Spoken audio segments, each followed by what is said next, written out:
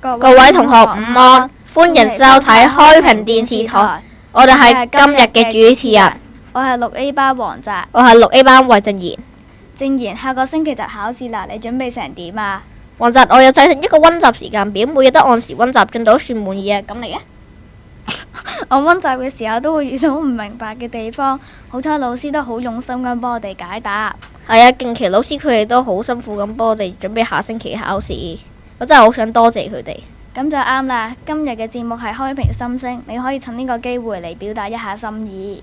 好啊，多謝老師佢哋咁用心咁幫我哋溫習，仲整一啲溫習工作紙俾我哋做，而且仲好有耐心咁解答同學嘅問題。記得喺上次開平心聲嘅節目入面，有同學親身到現場讀出自己嘅心聲。今日都一樣會有6位同學上嚟節目，佢哋會逐一出嚟講自己嘅班同埋名，然後會讀出自己寫嘅說話。好，我哋請出第一位同學。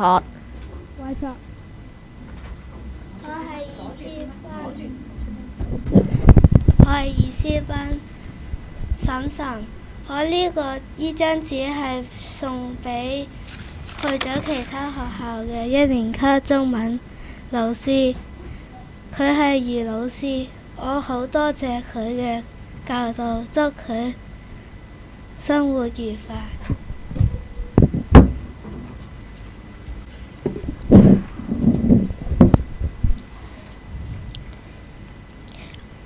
我係3A 班周子晴，我想多謝我哋3A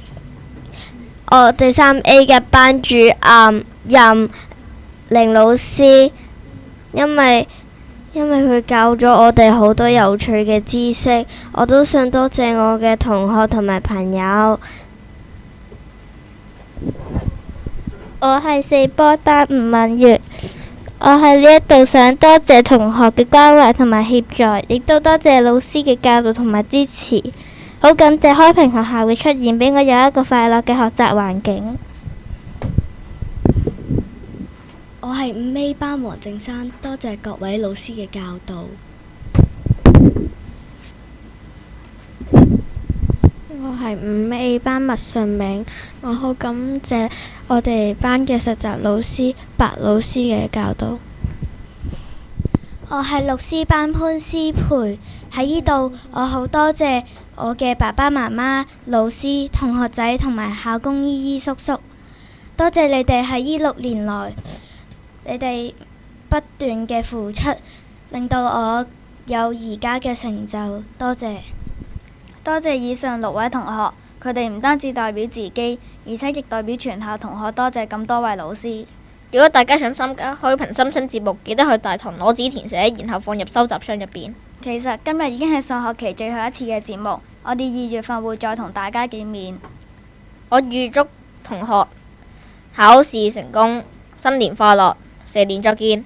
上學期嘅節目就到此為止，拜拜。